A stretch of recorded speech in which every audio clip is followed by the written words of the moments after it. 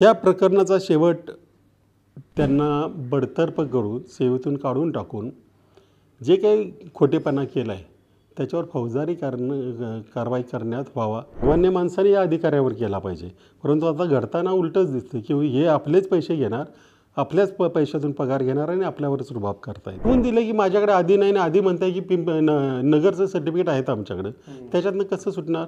आणि online document available आहेत. और फर्दर ॲक्शन त्यांना तिकडे बोलवलेलं आहे. म्हणजे हे आत्ता फक्त प्रशिक्षण थांबवलं आहे, फर्दर ॲक्शन अजून पेंडिंग आहे. गोष्ट आहे की त्यांनी नगरमध्ये त्यांनी सर्टिफिकेट घेतले, 3 म्हणतात, 2 म्हणू आपण, 2 म्हणूया, आणि यशवंतरावचं तिसरं, असे 3 सर्टिफिकेट्स काढले. यातनं त्यांना काय नक्की करायचं, मोडस ऑपरेंडी काय, जरा थोडं सांगा. यांना जे पिंपरीला दिलं ना, त्यांनी आधी सांगितलं की माझ्याकडे सर्टिफिकेट नाहीच आहे ते त्याच्यावर, त्याच्यामुळे त्यांनी नवीन काढले. याचा अर्थ त्यांनी नगरचं लपवलं आहे.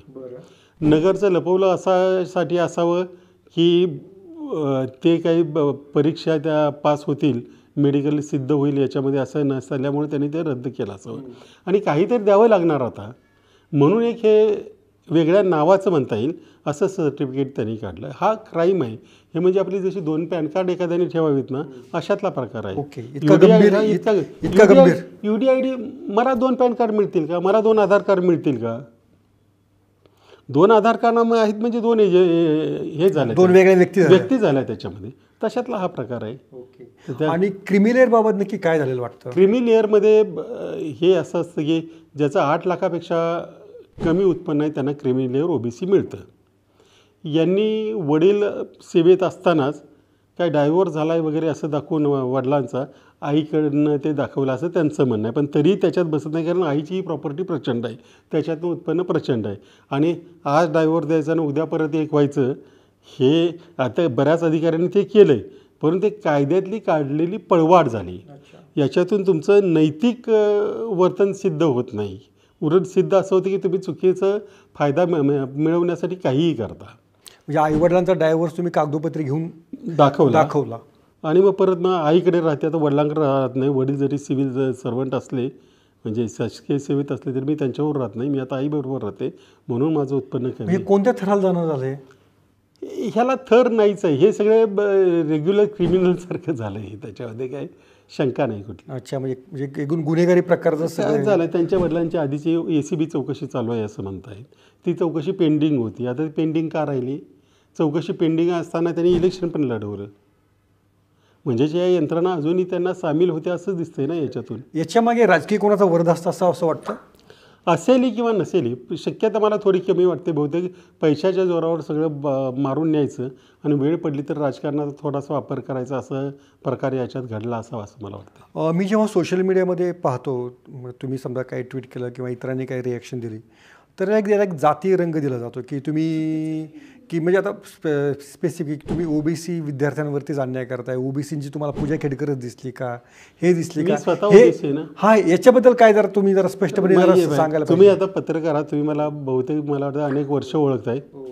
याच्या आधी ज्यांच्याही कारनामे बाहेर काढले ते ब्राह्मण होते बरेचसे, काही जण सिंधी होते.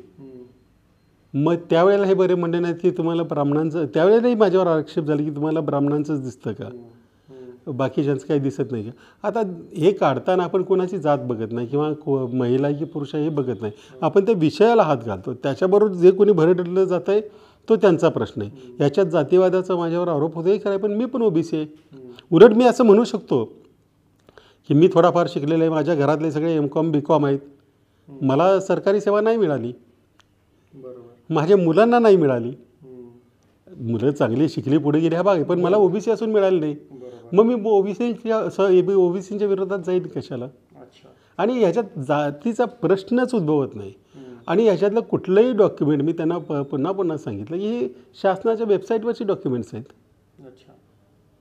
याच्यामध्ये काय म्हणजे आपण काहीतरी ओळखत पण नाही, अजूनही ओळखत नाही. मी कधीही भेटलेलं नाही, फोन नाही कुणालाच. या दोघं मायलेकी किंवा तिघांपैकी कुणाला ओळखलेलं नाही. माझ्याकडे अजूनही फोन नंबर नाही, कधी भेटलेलं नाही त्यांना. मग त्यांच्यामुळे मी त्यांच्या विरोधात जायचं काही कारण नाही. इथं जो कोणी सापडेल, कुठल्याही जातीचं असू दे, त्या सगळ्यांवर कारवाईची मागणी मी करणार. या प्रकरणाचा जो शेवट आहे तो काय तुम्हाला अपेक्षित आहे आणि कसा व्हायला हवा? ह्या प्रकरणाचा शेवट त्यांना बडतर्फ करून सेवेतून काढून टाकून जे काही खोटेपणा केला आहे त्याच्यावर फौजदारी कारवाई करण्यात व्हावा. तेच लॉजिकल एंडला ते गेले असं म्हणता येईल. आणि दुसरी गोष्ट, शासनाच्या स्तरावर ह्या सिस्टीममध्ये काही मूलभूत सुधारणा केल्या पाहिजेत की परत यासारख्या गोष्टी घडू नयेत. तरच मग या प्रकरणाला प्रकरण लॉजिकल एंडला गेले असं म्हणता येईल. याच्यामध्ये एक विचारायचं की अनेक सरकारं बदलली, म्हणजे त्या 2011पासून परीक्षा देत आहेत, आता 2024 आलेलं आहे, पण सरकारं बदलूनही किंवा राजकीय व्यवस्था बदलूनही असे प्रकार घडतात. याला दोष नक्की कोणाचा? ह्याला दोष आपला आहे, सामान्य माणसाचा, की तोही विसरला की हा आपल्यावर अन्याय आहे. ओबीसी विद्यार्थी विसरत आहेत की हा त्यांच्यावरचा अन्याय आहे. क्रिमी लेअरमधले लोक विसरत आहेत की हा क्रिमी लेअरमध्ये असून आपण नॉन क्रिमी लेअर घेतो आहे, म्हणजे आपण दुसऱ्याचं कोणाचं तरी काही हिसकावून घेतो आहे. आणि ज्या सामान्य माणसाने हे कळत नाही, त्याला हे लक्षात नाही की हे लोक आपल्या खिशातनं पगार घेणार आहेत, आपल्या पैशातून पगार घेत आहेत आणि परत आपल्यावरच रुबाब करणार आहेत. खरं तर रुबाब सामान्य माणसाने या अधिकाऱ्यावर केला पाहिजे, परंतु आता घडताना उलटंच दिसतं की हे आपलेच पैसे घेणार, आपल्याच पैशातून पगार घेणार आणि आपल्यावरच रुबाब करतायत. हे कुठेतरी थांबलं पाहिजे. सामान्य माणसालाही नागरिकशास्त्र समजलं पाहिजे थोडंफार. हे आपल्यावर अन्याय होते. म्हणजे मी सकाळीच एका ठिकाणी उदाहरण दिलं, सोसायटीतून आपण बाहेर पडतो, बिल्डिंगमध्ये लाईट चालू असते याची पॅसेजमधली, आपण बंद करायला जात नाही, माझ्यासारखा माणूस एखादा जातो ती गोष्ट वेगळी आहे, पण त्या लाईटमुळे जे काही येणारं विजेचं बिल आहे ते तुझ्या ॲन्युअल मेंटेनन्समधनंच जातं आहे. मग तेवढा सिविक सेन्स दाखवायला काय हरकत आहे? नाही, हे दाखवत नाही. हा आपला कमकुवतपणा आहे, सामान्य माणसाचा कमकुवत. सामान्य माणसं कमकुवतपणा आहे. याच्यामध्ये जर काही नव्याने ट्विस्ट समजा आले तर असं काही होऊ शकतं का की नाही त्यांचे जे सर्टिफिकेट्स आहेत किंवा त्यांचं जे क्रिमिलेअर आहे, जे तांत्रिक बाबीमध्ये ते जर निकषात बसत असेल आणि त्यांची जर सेवा पूर्ववत जर झाली, मग तर फार मोठा गजब असेल. आता कालचं पिंपरी चिंचवडचं सर्टिफिकेट तर त्या स्वतःच म्हणतात माझ्याकडे आधीचं नाही आहे. अच्छा, म्हणजे याच्यामध्ये तुम्हाला कोणत्या अशी काही सुविधा की पण शक्यता वाटत नाही की त्या निर्दोष सुटतील म्हणून? नाही नाही नाही, स्वतः लिहून दिलं की माझ्याकडे आधी नाही ना, आधी म्हणताय की नगरचं सर्टिफिकेट आहेत आमच्याकडं, त्याच्यातनं कसं सुटणार? आणि ऑनलाईन डॉक्युमेंट अवेलेबल आहेत. आणि दिव्यांगांच्या संघटना याच्यामध्ये इतक्या ॲग्रेसिव्ह आहेत ना की म्हणजे मी नसलो तरी याच्यामागे लागणारे लोक आहेत, कारण त्यांच्यावर जेन्युइन न्याय झाला आहे, त्यांचा हक्क हिरावून घेतलेला आहे. त्यांचं प्रशिक्षण जे थांबवलेलं आहे, त्यांना पुन्हा मसुरीच्या अकॅडमीमध्ये बोलवलं आहे, याचा अर्थ तुम्ही काय घेता?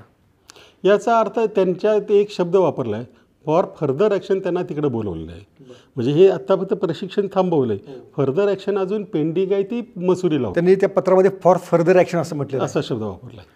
ओके, त्यामुळे तुम्हाला असं वाटतं की ही ॲक्शन म्हणजे काही कारवाई सुरू झाली, मोठी ॲक्शन किंवा मोठी कारवाई ही पुढे होणार आहे. आणि तिथं थांबवण्याचं कोणी प्रयत्न करेल असं वाटत नाही, कारण त्यांनी 6 वेळा एक्झामिनेशन नाकारलेली आहे वैद्यकीय. आता परत जर त्यांना घ्यायचं झालं तर सगळी तपासणी परत करावी लागेल. मुळात आता डिसेबिलिटी सर्टिफिकेट त्यांनीच लिहून दिलं माझं नाही आहे आधीचं, म्हणजे त्यांना जी रँक मिळाली ती सगळी संपली. अच्छा, आणि याच्यातून जर त्या सुटल्या तर मग या देशात लोकशाही राहिलेली नाही, ॲडमिनिस्ट्रेशन राहिलेलं नाही असा त्याचा अर्थ काढावा लागेल. मग त्याच्यानंतर मग लोकशाहीची अपेक्षा कुणी करू नये. म्हणजे तुम्ही कसे डॉक्युमेंट्स मिळवा, फोर्ज मिळवा, आणि तुम्हाला आमचं काही होत नाही. आणि हा संदेश जाणं सगळ्या सरकारांच्या दृष्टीनं फार घातक आहे. ते लोकांचा सगळ्यावरचाच विश्वास उडेल. मग म्हणजे परीक्षा द्यायच्या कशाला, जर तुम्ही तिकडून आधी सर्टिफिकेट घेऊन जर ते मिळवणार आहात तर मग या विद्यार्थ्यांनी मेहनत करायची कशाला? काही वर्ष मेहनत करतात. इथे 7-7 लोक एकत्र राहतात पुण्यात येऊन या परीक्षेची तयारी करण्यासाठी. त्यांनी कशासाठी मेहनत करायची? मग या पूजा आणि यांना सांभाळण्यासाठी ज्यांनी पोस्ट डॉक्युमेंट घेतले त्यांनी. आता छत्तीसगडमध्ये 170 लोकांवर CBIने FIR दाखल केला आहे. 170 लोकांवर. हे लोक कोण हे स्टेट सर्व्हिसमधले अधिकारी ज्यांनी असे सर्टिफिकेट्स दाखवून नोकऱ्या घेतल्या. पण तुम्हाला विजयराव माहिती असेल की आपल्याकडे म्हणजे महाराष्ट्रामध्ये 7-8 हजार असे लोक आहेत की त्यांनी फोर्ज आदिवासी असल्याचं प्रमाणपत्र घेतलं आहे. 165 की 65 शिक्षक त्यांना बोगस ठरवलं, केस कोर्टात गेली, ती अजून पेंडिंग आहे, ते सेवेत आहेत.